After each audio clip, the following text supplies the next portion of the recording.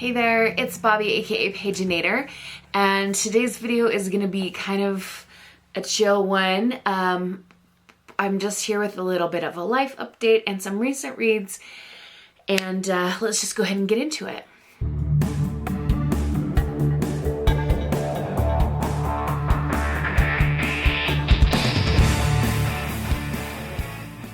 So, a week ago, a little bit less, I got the news that my grandma had finally passed away, and it's the same grandma that's been struggling for a couple of years, and it was time for her to go. So, we knew that, it was for the best that she went, so she is out of pain and, not suffering anymore. And for that, I'm really, really grateful that she was able to pass peacefully and, that she's no longer struggling.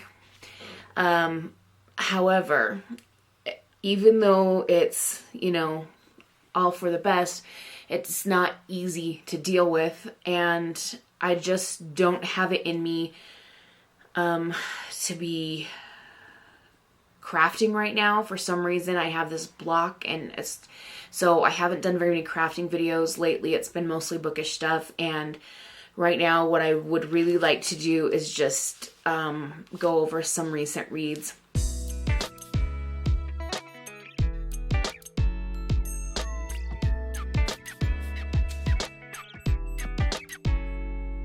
I'm going to be following my book review bullet journal as a guide. So we're going to start with Coyote Lost and Found. This is by Dan Gaiman-Hart, and it is a sequel to The Remarkable Journey of Coyote Sunrise. In the first book, Coyote is a middle school girl whose mother and sisters died in a tragic accident. So she and her dad, Rodeo, are on this remodeled school bus traveling all around the country, and she gets word that a park in her hometown is going to be kind of taken down to build some kind of parking lot or something like that. I forget exactly what. But she and her sisters had buried a time capsule there. And so she's got to try to convince her dad to go back to their hometown, which he doesn't ever want to go back to again, so that they can recover this time capsule before, the park is all dug up and the time capsule gets destroyed. In the sequel, Coyote and her dad are a little bit more settled, but they have to go on another journey to find a book that she accidentally got rid of. Along their journey, once in a while, they would take some of the books off the bus and sell them to used bookstores. And she needs to find one particular book because it contains the information about where her mom wanted her ashes to be scattered. And her dad finally realizes that it's time to do that. So they need to go trek across the country again and find that information so they know what to do with her mom's ashes. I gave this one 5 stars. I really, really loved it. It was very sweet, and there's a lot of found family, and they pick up different friends and make friends along the way. I know some of you might want to see the bullet journal spread, so I'll just hold up each one as I read or as I talk about it. The next one is Gothic Hana by Runix. And this is a book that I picked up in Walmart because I thought it looked pretty. And very soon into it, I realized that there's not much in the way of storytelling and just a whole lot of smut. So if that's your thing, you might really like this book. It is very dark academia vibes, but with like older university age students. But there's a lot of dark, spooky vibes, but a whole lot of just sexy times. So I didn't rate it super high because of the lack of story. There were some elements that were kind of enjoyable. I liked the dark academia part, and I liked the mystery surrounding some of the people that had gone missing on the campus in the years past. But I'm not into reading a bunch of really descriptive, sexy times. Up next is The Bellwoods Game This is by Celia Crampian, and this one got a 4-star rating. It is another middle grade. It is about a group of 6th graders who, the kids at the school, every year the 6th graders have to go into the woods and they race, and the first person to ring the bell in the Bell Woods wins the race, and they also save the community from this mysterious ghost that haunts the town. And Bailey, our main character, is one of those 6th graders, and her life's been kind of crappy lately anyway, and so she really wants to win the Bellwoods race so that she can have, something to feel good about. But as the kids go into the woods, they find out that there's more to this story than just a myth or an urban legend. There might actually be something living in the woods. Next, we have The Librarian of Auschwitz. This is by Antonio Iturbe, and it is based on the true story of Dita, who was a young girl living in Auschwitz, and there was a section of that camp that was used for Nazi propaganda, so they let families stay together, and the kids could attend classes in the daytime. They weren't given any supplies or books or anything, but the Nazis let them have class. One of the Jewish prisoners, Freddie, is kind of a leader and a moral support for the other Jewish prisoners there. And he puts Dita in charge of the books. There are 8 precious books that some of the prisoners have either managed to smuggle in, or guards that are sympathetic have given them, or whatever, but they have 8 books. And so Dita is told to keep these books hidden unless the teachers need them. So each day they can come to her and say, I'd like this book, I'd like this book, and then they have to give them back to her. Joseph Mengele is living and working at the camp, and if you know anything about the history of the Holocaust, you've heard his name. He was an absolute monster, and she has caught his notice, so that's not a good thing. But this was a really, really beautiful book, emotionally challenging, of course, because it is about the Holocaust, but it was absolutely a beautiful, beautiful book, and I did rate it 5 stars. The Line Tender I may have told you about in the Shark Week stuff. This is, here, I'll show you this. This is a book that does have sharks in it. Lucy is our main character, and she and her best friend Fred have a summer project they're working on where they're making a field guide, and any animal they see in real life can go into the field guide, and they just so happen to live by the ocean, and a great white shark is caught on accident, and they're able to go and see the shark and thus add him to their field book.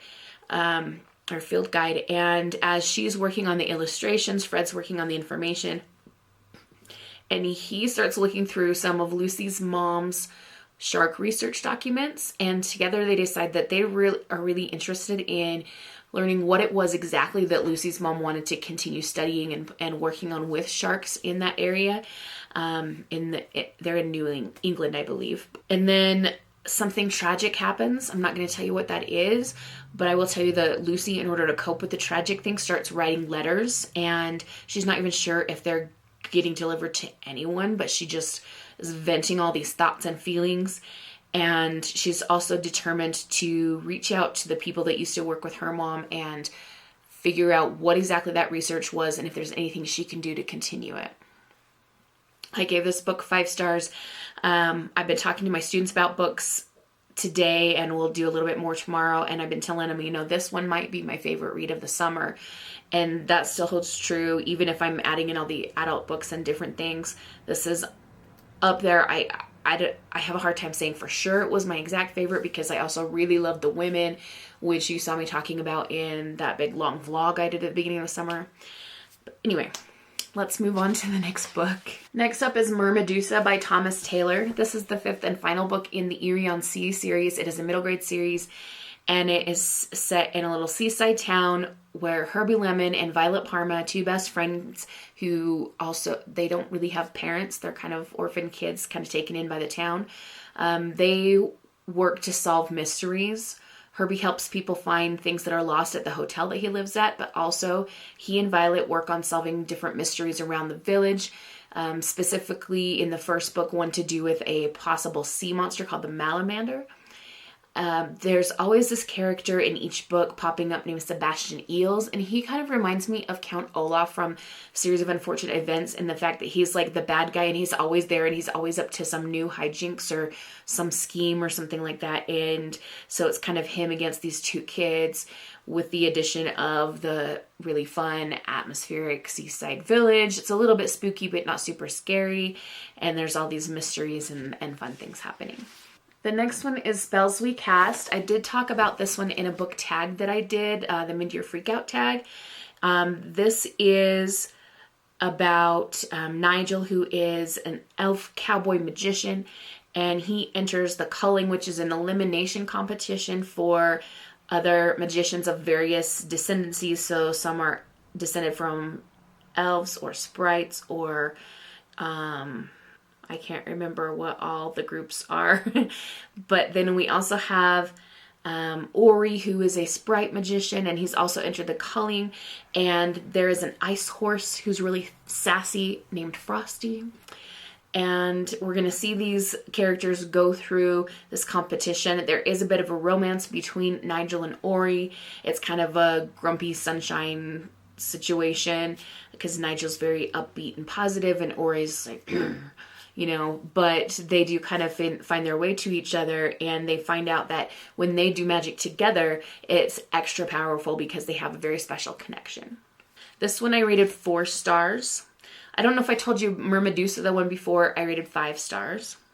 Next we have Curious Tides. This is by Pascal Lascelles, and I rated this one 4.5 stars.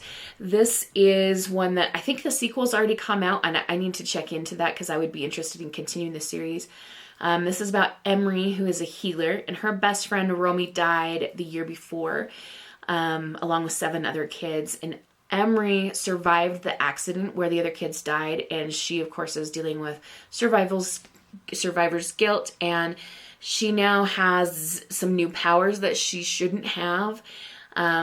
Romy's brother Baz is kind of our other lead character, and he is Eclipseborn, and this is a group of kids who are kind of shunned at the magical school. They're kind of given their own little building and told to like kind of stay away from everybody else. But Emery and Baz are going to work together to try to find out more about Emery's new powers and also see if they can figure out what exactly went wrong that caused the death of all those kids and figure out the strange things that are going on in the school as well. There's a kind of a love triangle. There's another boy named Kieran, and he plays a part in the story as well. He's got some friends in high places, shall we say. But again, a very enjoyable 4.5 stars, like I said. And yeah, I'm looking forward to continuing the series. Up next, we have A River Enchanted. And I seem to recall maybe talking about this one in the Freakout tag too, but either way, it's okay. This is by Rebecca Ross, and she is one of my absolute favorite current authors. I have loved everything that she's written that I have read. So anyway, this one we are set on an island which has a very Scottish clan-like structure. The island is divided between east and west, and something happened ages ago where there's now a magical border and everybody's supposed to stay on their side of the island. We have Jack, who has been off of the island on the mainland training to become a bard, and he's summoned back to the island by the clan leader because some young girls have gone missing and they need him and his bard magic to help contact the spirits and see if they can figure out what's going on with these girls that are going missing. Along the way, he meets up with Adara, his childhood nemesis, who is the heir to the clan leader, and she's actually the one who summoned him back. And they're going to have a little like rivals to lovers kind of thing. Here they end up teaming up to try to save these girls and bring back the ones that are lost. There's a lot of elemental magic and like different, I don't know, just different magic systems at work in this one. And I immediately went and reserved the audiobook for the second one, which was A Fire Endless, and listened to that on Libby, and I loved that one also. So both of those books got 5 stars for me. I'm not really going to talk about A Fire Endless because it's a sequel and I don't want to get too deep into like the details of things. Next we have The Lost Ticket. This is by Freya Sampson, and this was a 4-star read for me. It is just cute, fluffy, romantic, sweet story. It's set in England, and I needed a large print book for a challenge I was doing, and I went to the library and saw this one, and I'm so glad I picked it because it was just absolutely delightful. Libby, she has been dumped and fired because she like worked for her boyfriend, and he's like, not only we're not dating anymore, but you can't work with me anymore. That would be weird, so you're fired. She moves in with her sister, who's very condescending, and sister says, well, it's great because our nanny has to go home for a few weeks, so you can take over taking care of your nephew. And Libby ends up being on the bus, one of those big English double-decker buses, and sitting next to a man named Frank. Frank tells her this story about this woman that he met on the bus 60 years ago, and they just kind of fell for each other, and they were supposed to meet up at a museum later that day, and one of them lost the paper with the other's phone number or something. Anyway, Frank has been riding this same bus route for years trying to find this lady. So Libby finds this purpose that she's gonna help him find the woman on the bus. And she's also working on making her life better. She gets, she's got all this crap happening to her in her personal life, and she wants to kind of make a new start for herself. Up next we have Dark Shores by Danielle L. Jensen. This was a 4-star read for me. It is about Tariana and Marcus. Tariana is the second mate on a ship called the Quincence, and her people are from this place called the Dark Shores, and they follow the goddess of the sea. But most of the people in the world of this story live in the Calendar Empire, which is very ancient Rome-like structure, and there is a certain senator who is very powerful and very evil, and he captures Tariana and her crew. Marcus, our male lead character, is a young military leader, and he's forced by this senator to basically take Tariana and her captured crew and force them to give up the location to the magical doorway that leads to the Dark Shores so that the senator can kind of claim that land and whatever power and glory and riches he can attain from that. In the process of this journey, Tariana and Marcus kind of fall for each other, but they have these massive obstacles in front of them and in between them, and it's an interesting kind of piratey adventure, but with magic in it and some interesting politics with the ancient Roman kind of stuff. Anyway, it was an enjoyable read. So up next is 12th. This came in an Al Crate Junior box, and I have a little card there hooked on, so that just flips up there. And this was 4 stars. It was another mystery set at a theater camp. Middle grade mystery seems to be something that I was really into this summer. Lots of middle grades and lots of mysteries.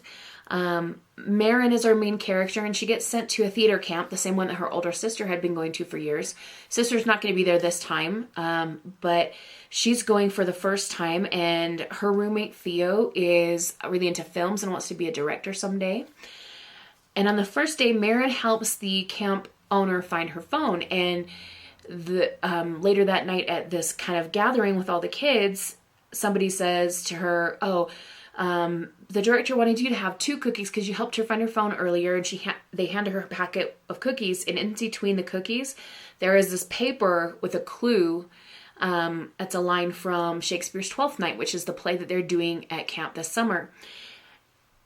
Now, pause on that idea for a second and think about this. Years and years and years ago, there lived a woman named Charlie Goodman. She was a female director in the golden age of Hollywood, and she died tragically in a fire when a warehouse full of film canisters and stuff caught fire. And supposedly her best friend's engagement ring was somehow brought to the camp and hidden somewhere. The camp is currently on the verge of closing down due to lack of funds, so Marin and Theo think if they can find this ring using the clue that was found in between the cookies, that maybe they can save the camp. Next we have 12th Night, that's Night with a K. This is by Alexine Farrell Falmouth, and I gave this one 4 stars. This is Viola Reyes and Jack Duke Orsino. They are high school students. This is another Shakespeare 12th Night retelling. And Viola, she's really into D&D, those kind of games, multiplayer online games, especially one called 12th Night, where she plays a knight. And she also is in student government. She's kind of the vice president, and she's kind of carrying all the weight for Jack Orsino, who is the star football player and the president, and he doesn't really do much. But he gets injured at the very beginning of the book, and one of his friends introduces him to this online game 12th Night. And so Jack's character in the game and Viola's character in the game start playing and questing together, but Jack doesn't know that it's really Viola. He thinks that it's her brother. And then in real life, because of the student government stuff, those two are working together a lot more and becoming closer. So there's some feelings kind of catching there as well. It was a cute, contemporary. I'm going to recommend it to my church ladies book group when we have our meeting in a few weeks. Next we have Your Blood, My Bones, and this was just a little kind of flip out card that I made to add some decoration. This was super spooky.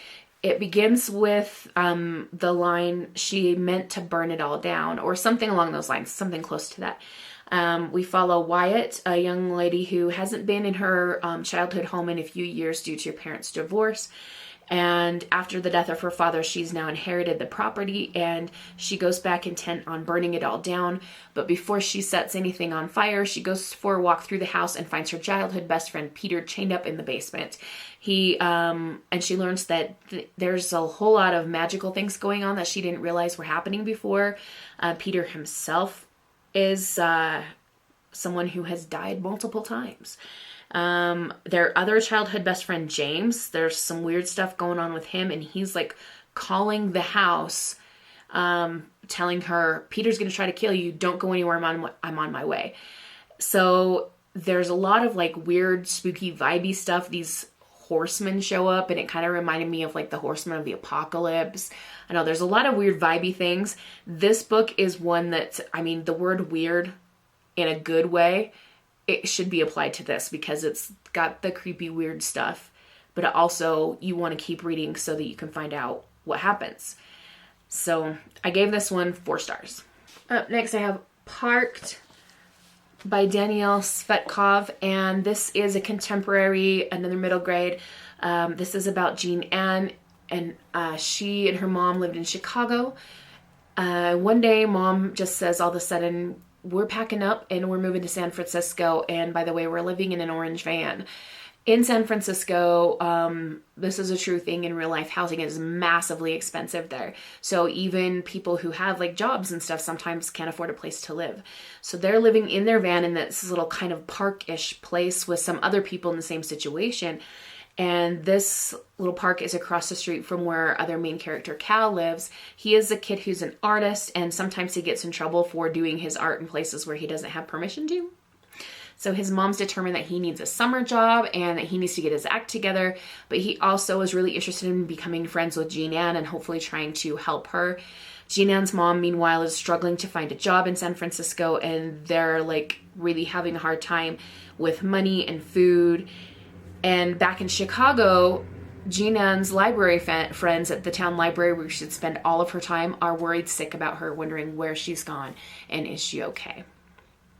Very sweet, heartfelt, middle grade book. I gave this one 3.5 stars just because there were a little bit of like, maybe I just didn't love it as much as some other books, or maybe like I felt like some of the plot lines could have been tidied up a little bit more with some of the side characters, but again, still well worth the read.